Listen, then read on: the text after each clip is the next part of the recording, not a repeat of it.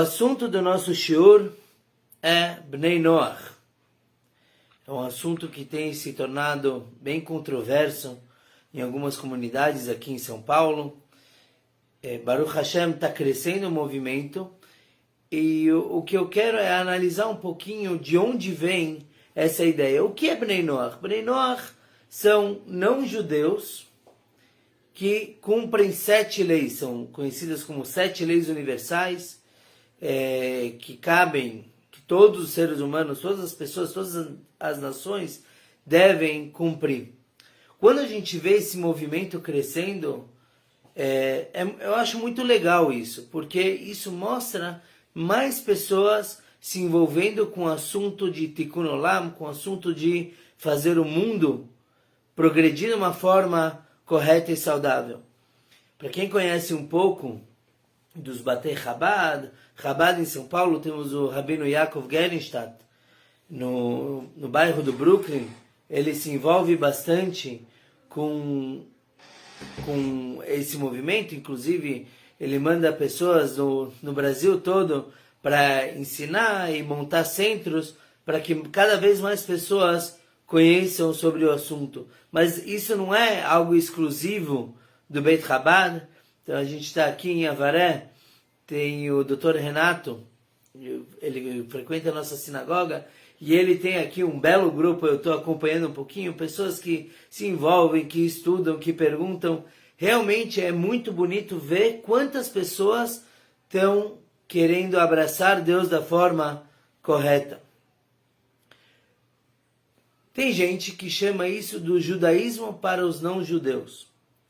Diferente de outras religiões, como a gente vai abordar mais na frente, mas outras religiões dizem que se você não é dessa religião, então você é um infiel, ou você não tem lugar no paraíso, ou você não tem lugar no mundo vindouro. Não, o judaísmo a gente não prega isso, e sim que cada pessoa ela deve ter o seu contato com Deus, independente da sua própria religião. Agora, em relação ao povo judeu, sim, temos uma responsabilidade de divulgar isso. A gente tem a obrigação de ensinar para quanto mais pessoas essa ideia de Sheva Mitzvot Bnei Noach, as 7 leis universais. Quando a gente analisa o povo judeu em relação às outras nações, é muito conhecido, outros falam que vocês se acham o povo escolhido. Imaginem o seguinte, um presidente. Tem um país que tem um presidente. É um privilégio ser um presidente? Depende de como você encara. Num país sério, estou falando, não corrupto, que a pessoa vai sair ganhando por trás do pano, não é isso? Mas um país sério. É um privilégio ser um presidente? Eu diria que não. Você tem que ter alguns privilégios para poder trabalhar, mas é uma responsabilidade muito grande. Quando a gente vê esse termo, povo escolhido, não é algo não é um direito. Não, óbvio que é um privilégio, Deus nos escolheu para essa função, mas não é apenas um privilégio, e sim uma responsabilidade enorme. Na entrega da Torá, Matan Torá, Deus chamou o povo judeu de Mamlechet Kohanim, Vegoi Kadosh. Mamlechet Kohanim quer dizer o reinado de sacerdotes. O que significa um reinado de sacerdotes? O que um sacerdote faz? Que a gente é chamado de reinado de sacerdote. Vamos visualizar o que é um Cohen. Um sacerdote é aquele que tinha a responsabilidade de representar todo o povo judeu no templo. Ele servia Deus e o povo lá de dentro. E ele tinha a responsabilidade de ensinar o povo todo como ele deve se comportar. Então a ideia do povo escolhido é a mesma coisa. É a responsabilidade do povo judeu ensinar a todas as outras nações como se comportar de uma forma divina, de uma forma que Deus goste daquilo e abençoe todas as nações. A gente vê no Yom Kippur, na reza da tarde, em Minchá, a gente lê sobre a história de Jonas, o profeta. É aquele que foi engolido por um peixe, e é aquele que foi para a cidade de Nínive para avisar que Deus ia destruir aquela cidade por ser tão corrupta. Deus chegou para Jonas, falou, olha, vai lá, porque eu vou destruir eles daqui a alguns dias. Jonas tentou fugir dessa obrigação, porque ele falou, eles vão se arrepender, vão fazer tchuvá, e Deus vai perdoar, e aí eu vou ser como um profeta falso. Existem várias explicações por trás disso, mas quando a gente vê a história, Jonas vai lá, e a cidade sim se arrepende, todos, do rei até os cavalos, todos fazem jejum, e todos se arrependem. E aí, a gente analisa e vê que não era uma cidade judaica. Não tinha judeus naquela cidade. Era uma cidade de goim, não judeus. E ainda assim Deus se preocupou e mandou um profeta viajar até lá e avisar que eles tinham que retornar ao caminho de Deus. Porque é isso que o Todo-Poderoso quer. Ele não quer que, eu vou privilegiar os judeus, vou fazer tudo de bom para eles e o resto do mundo, as favas. Não é isso. Deus preza por todas as pessoas, todas as criaturas. Então, se tem uma cidade que estava em perigo, vamos tentar consertar. A gente vê no Egito quantas vezes Moisés foi avisar que, olha, Deus não está feliz, manda embora. E eles tinham, pelo menos no início, um livre-arbítrio de mandar o povo judeu que eles saíssem do Egito. Então, Deus ama cada pessoa, cada ser que está nesse mundo. E por isso que Deus quer que o mundo vá no caminho correto, no caminho dele. E nós falamos muito sem pensar, mas falamos isso diariamente, 3 vezes por dia. Reconhecemos como Deus ama a todos. A gente tem no final da reza, tanto da manhã, da tarde e da noite, temos o Aleinu Leshabeach. Aleinu Leshabeach é uma canção, muitos conhecem, e falamos sobre a nossa obrigação de louvar Deus. A primeira parte do Aleinu, são 2 parágrafos, a primeira parte fala do judeu. O judeu agradece por ser judeu, por não ser de uma nação que se curva a ídolos. Mas quando a gente lê a segunda parte, a gente lê que Deus é Deus, não apenas do povo, e sim de todos. E nós pedimos que Deus faça o mundo enxergar isso. Como mencionamos, nós pedimos lá que Deus retire os ídolos da face da terra, não apenas de dentro do povo judeu, seria também da terra de Israel. Nós pedimos que ele conserte o mundo, Bemalchut Shakai, com o reinado dele, que todos os seres, os Bnei Bassar, seres de carne e osso, os seres humanos, chamem pelo nome dele e jurem por ele. Tudo isso não se trata do povo judeu apenas. Isso se trata do mundo todo e todas as pessoas. Então, na realidade, Deus quer que todos conheçam a sua glória, todos sejam parte dele e não que se curvem para outros. Agora, como falamos antes, seria mais fácil, então, o judeu andar por aí convertendo todo mundo. Seja parte do meu povo, porque aí, com certeza, você vai ter parte no mundo vindouro. E é interessante que não é assim que funciona. Maimônides diz que um não-judeu que cumpre as 7 mitzvot de Bnei Noach, as 7 leis que vamos falar ainda, se a pessoa cumpre porque Deus mandou, ele tem parte no paraíso, ele tem parte no mundo vindouro. Prestem atenção.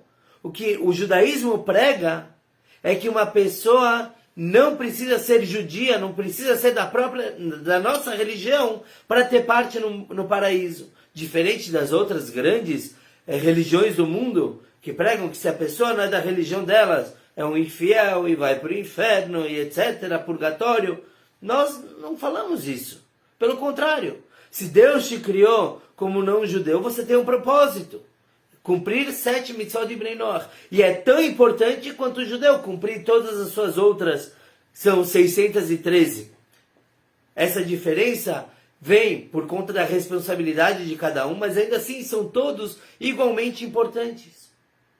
Óbvio, se o não-judeu ele sente que ele tem que se converter, ele quer mesmo, ele sente que é um chamado da alma dele e é algo muito sincero, então a porta está aberta. Não é fácil, pode perguntar para qualquer um que passa pelo processo da forma ortodoxa, da forma original. Não é fácil, não é simples, mas existe esse meio. Mas ainda assim, quando uma pessoa vem e fala, eu quero me converter, a gente põe um pouco de dificuldade, a gente fala, não precisa, sem certeza mesmo, é difícil, não vale a pena, você não tem porquê. Se a pessoa fala, não, mas eu sinto que isso vem de dentro de mim, eu preciso, então tá bom, seja bem-vindo. E ainda assim, a mensagem continua. Quem não sente que ele tem que se converter, não precisa. Mas sim, ele deve cumprir com Sheva Mitzvot Bnei Noach. E quando chegar Mashiach, aquele que serviu Deus, aquele que sim cumpriu com o que ele tinha que fazer, ele também vai aproveitar da era messiânica. Mashiach não vem apenas para os judeus. Mashiach não virá apenas para a terra de Israel, virá para o mundo todo e para todas as nações, como a gente mencionou no final do Aleino, que toda a terra vai se curvar para Deus. Então, para Mashiach chegar, os judeus que querem Mashiach, que cantam Animamin, nós acreditamos que ele virá. Os judeus também têm que divulgar o conceito de Sheva Mitzvot Bnei Noach. Porque nós vamos trazer Mashiach e todos vão trazer Mashiach. Então, para a gente realmente garantir que Mashiach chegue de uma vez, chegue logo, então a gente tem que cada vez mais divulgar essa mensagem. O Rebbe fala de uma forma muito forte, tem vídeos do Rebbe de Lubavitch falando nos Farbrengens, nas reuniões racídicas, que um judeu, se ele cruzou com um judeu na rua, tem um objetivo naquilo. Se você está sentado no metrô e um não-judeu senta do teu lado, você tem uma mensagem para passar para ele. Você está cumprindo o Sheva Mitzvot, você conhece as 7 leis universais, então é nossa responsabilidade saber para ensinar. E Baruch Hashem, hoje em dia tem também os cartõezinhos com as 7 leis. Então, eu costumava na época da Yeshiva, andava de ônibus, deixava aqui do lado do banco, vai que alguém pega, lê. Eu escutei que o Rebbe fazia isso também, não tenho comprovação, mas nós devemos divulgar, nós devemos ter o cartão. E uma coisa tão simples, as crianças na escola saíam numa praça, levavam, e você vê que as pessoas têm interesse em escutar alguma coisa a mais. E a gente não vai parar as pessoas por um discurso de 40 minutos, 1 hora, falando que venha escutar a palavra de Deus. Não, cumpra essas 7 leis, aprenda um pouquinho mais e realmente ajude a consertar o mundo, a encaminhar o mundo para Deus. No ano de 1987, o representante na ONU de Israel era Bibi Netanyahu, nosso ex-primeiro-ministro, e o Rebbe, numa conversa com ele, o Rebbe deu para ele um discurso para falar na ONU sobre a importância das 7 leis universais. A ONU, que, hoje em dia já não sei se segue a mesma linha, mas a ONU é o que mais representa a união do mundo todo, ou deveria representar. Então lá foi o local onde se falou para todos, olha, o mundo tem que se unir, e se a gente vai se unir por leis feitas por seres humanos, então a gente nunca vai concordar. Porque cada região, cada país tem as suas convicções, tem a sua forma de pensar. Então como que a gente vai conseguir reunir o mundo todo? Agora, se temos 7 leis, que são poucas, e são leis divinas, não são leis que qualquer pessoa criou, foram selecionadas pelo próprio Criador. Então isso é o que essas 7 leis é o que vai reunir o mundo todo para o sucesso do mundo inteiro. Aí a gente pode perguntar o seguinte: o Rebbe de Lubavitch fala das 7 leis universais, que bonito, mas por que só agora? Quando eu estava estudando algumas fontes para o Shiur, eu vi que houveram vários sábios que eram contra a divulgação das 7 leis, discutindo se o não-judeu realmente tem que cumprir ou não, se Deus existiu, porque de acordo com uma versão, Deus, quando viu a humanidade, falou, esquece, eles não vão cumprir as 7 leis, não tem como. Então, houve oposição. Por que agora, de repente, o Rebbe de Lubavitch divulgou tanto? Então, o próprio Rebbe responde que, em primeiro lugar, antigamente era muito perigoso um judeu querer ensinar 7 leis. Por quê? Muito simples. O mundo contra o povo, pogroms, ataques e racismo, não que hoje não exista, mas hoje nós temos um alcance muito maior e um diálogo muito maior.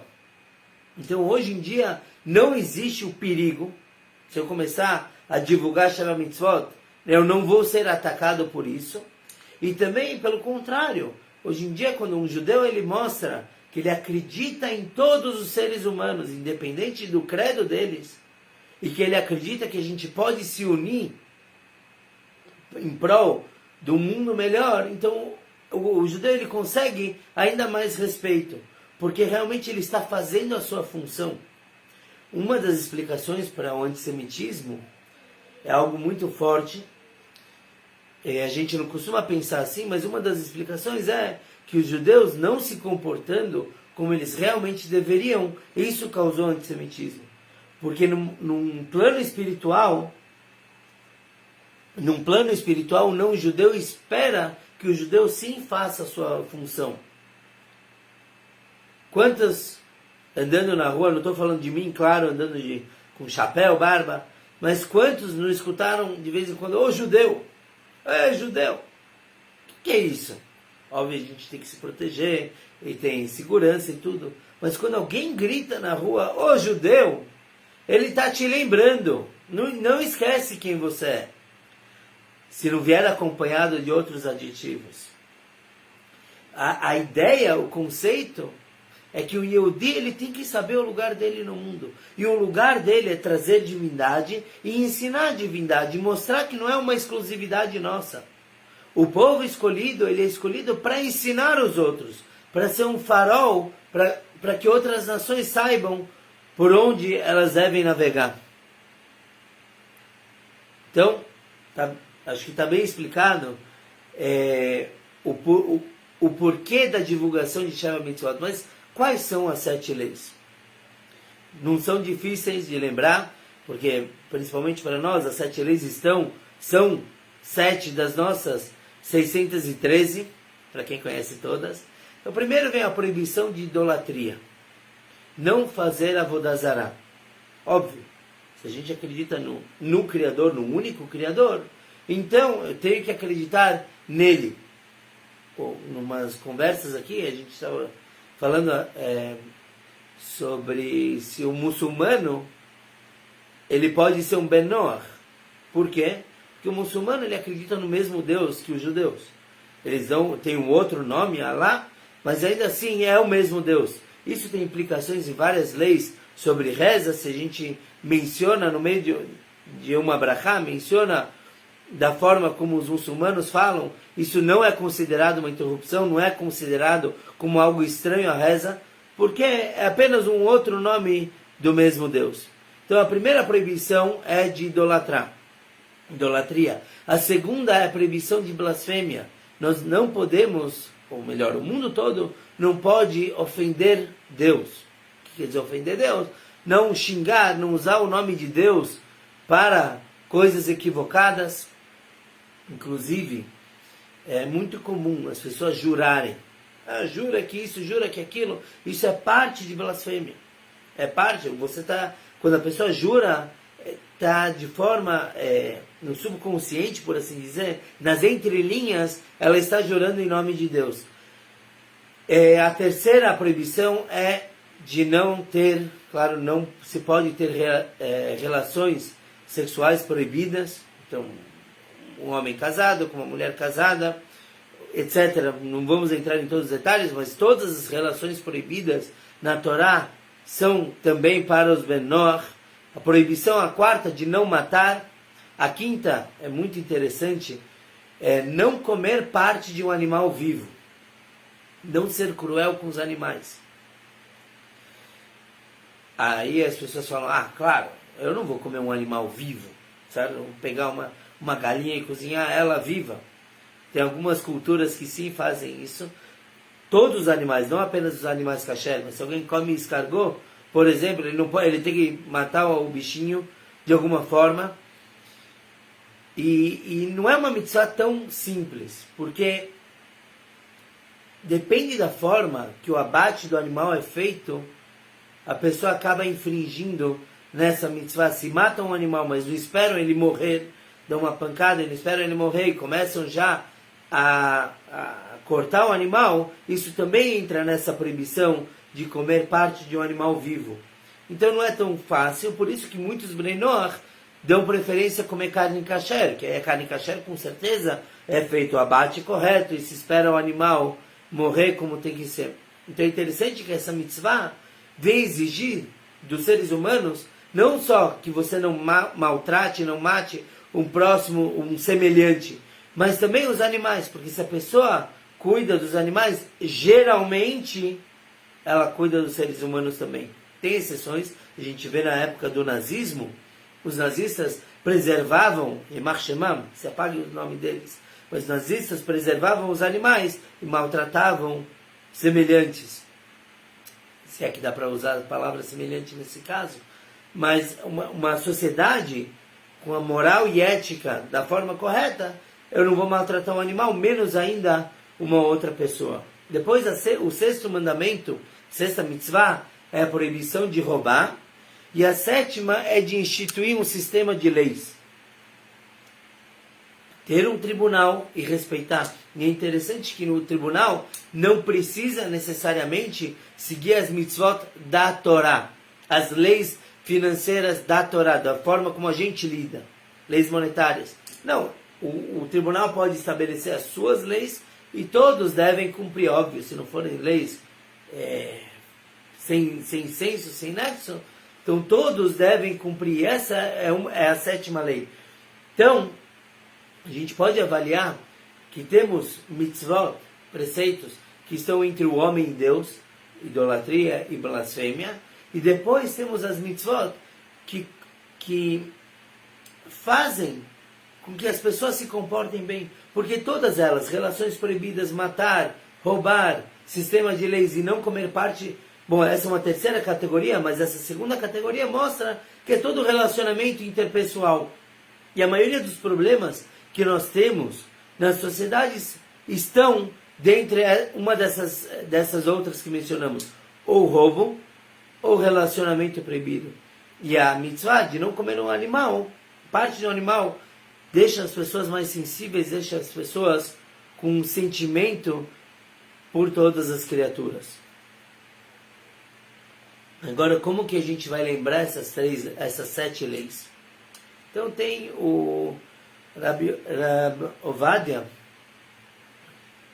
ele deu um sinal. Para quem conhece um pouquinho de hebraico, temos as 4 primeiras letras do alfabeto, Aleph, Beit, Gimel, Dalet, que são 4 leis. Aleph vem de Ever Min Achai, órgão de um animal vivo, que é a proibição de consumir parte de um animal. Aleph de Ever Min Achai.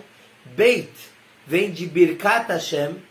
Birkat, Brachá, quer dizer abençoar Deus. Mas em hebraico, a gente não costuma usar uma expressão de amaldiçoar o Todo-Poderoso. Então fala Birkat Hashem, abençoar Deus, com a conotação oposta. Gimel vem de Gezel, a proibição de roubar, Gnevá e Gezel. E Daled vem de Dinim, leis, que é estabelecer um tribunal. E as outras 3 são as 3 mitzvot que todo judeu deve preferir morrer do que infringir essas leis. Tem 3 proibições na Torá que um judeu, se ele é confrontado com essas proibições, se falam para ele, cometa ou você vai ser morto, ele deve se deixar ser morto, que é idolatria, assassinato e relação proibida. Se alguém fala para o judeu, vai cometer uma relação com tua irmã, ou eu te mato, ele deve ser morto. O mesmo cometa idolatria, e o mesmo mate ele, senão eu te mato, também deve se dar preferência a morrer. Então são as 7 leis. Aleph, Beit, Gimel, Daled, órgão de animal vivo, blasfêmia, roubo e leis, e as 3 proibidas, que é a proibição de idolatria, relações proibidas e assassinato. Fica mais fácil da gente lembrar para poder ensinar depois. Agora, qual é a fonte na Torá? Falamos que Deus deu para todos os seres humanos, toda a humanidade. Se a gente abre o Humash, não está tão descarado, mas os sábios ensinam como ler as palavras para extrair essas 7 leis. Tem uma que é um pouco mais clara, dessa vez eu escolhi uma fonte que é um pouco mais, um pouco mais profunda. Na Gemara, no Tratado de Sanhedrin, no Talmud, na página 56, lado B, ele traz de onde os sábios aprenderam as 7 mitzvot. Então, lá em Bereshit, logo no início da Torá, no 2º capítulo, no versículo 16, Deus diz, está escrito o seguinte: Vaitzav Hashem Elokim et Adam lemor, mikol etz hagan tochol tochel. Deus ordenou, Deus Elokim, Deus, o Deus, ele ordenou o homem, dizendo: de todas as árvores do jardim você vai comer. É quando ele avisa: olha, tem todas essas maravilhosas frutas e árvores, e você só não pode, coma de todas, menos de tal árvore, que a gente conhece a história, foi justo a árvore que ele foi comer. Então, nesse versículo, a gente aprende as 7 leis. Agora, eu preciso avisar vocês, existe um estilo de estudo na Torá, chamada de Gzerah Shavah. Gzerah Shavah é quando eu tenho uma palavra aqui, e uma palavra em outro lugar da Torá, a mesma palavra eu posso aprender de uma para outra. É assim que, por exemplo, a gente aprende como o Tefilin deve ser escrito. Porque usa a mesma palavra usada para mezuzá em outro lugar, que usa a mesma palavra com Sefer Torá. Então a gente aprende que tudo isso tem que ser um sofer e a forma de escrever, sem entrar em detalhes. Mas aqui, nós temos o mesmo conceito. Cada uma das palavras, o versículo ensina uma dessas 7 leis. A primeira delas, Vaitzav, e ordenou. Nós temos, quando a Torá descreve o Avraham Avinu, nosso patriarca Avraham, e diz como que por que ele foi escolhido, Deus fala por quê? Porque ele vai ensinar os seus filhos o caminho de Deus. Lá consta o seguinte: que Yedativ Asher Etzaveh et Banav, que Deus sabe que o Avraham vai ensinar. Então, o ensinar do Avraham é que ele ensinaria as leis de comportamento para os seus filhos. Então, aqui também a gente aprende da mesma palavra as leis. A primeira ordem que Deus deu para Adão e toda a humanidade é: tenham um sistema de leis. Depois fala Hashem. Hashem, o nome de Deus, encontramos nas proibições de amaldiçoar ou blasfemar o nome de Deus, Venokev Shem Hashem. Então, o Hashem, o nome de Deus escrito lá, nos ensina que é proibido a blasfêmia. Eloquim é Deus. O Deus são 2 nomes de Deus, mas Eloquim vem também do versículo, e já dos 10 mandamentos, Lo yelecha Eloquim acherim, você não vai ter outros deuses. Então a palavra Eloquim nesse versículo nos ensina a proibição de idolatria. Ela Adam, para o homem, vem de Shofech Dam Adam, a proibição de assassinato. Então Adam, quando Deus fala que ele ordenou o homem, quer dizer a proibição de assassinato. Lemor, esse é um pouco mais rebuscado, está no profeta Jeremias, que usa essa expressão, essa palavra, para a proibição de relacionamento proibido. Então a gente encontra também no mesmo versículo essa proibição. Mikol etz hagan, Deus falou para o homem: de todas as árvores do campo você não vai comer. Urashi, o comentarista famoso, ele explica que Deus deu a permissão para ele comer, porque se Deus não desse, isso configuraria como roubo. Então a gente aprende desse versículo que Deus permitiu o homem de comer, que se não pode, não pode, e a humanidade também deve respeitar esse conceito. Se eu tenho permissão, eu uso, eu como, se não, eu não posso, eu estou roubando. E achol tochel, você vai comer das frutas. Deus quis dizer para o homem: você vai comer do que está pronto para você comer. Você não pode pegar parte de um animal que ele está vivo, ele não deve ser consumido dessa forma. Para comer, a gente aprende a proibição de comer parte de um animal vivo. Essas 7 leis, então,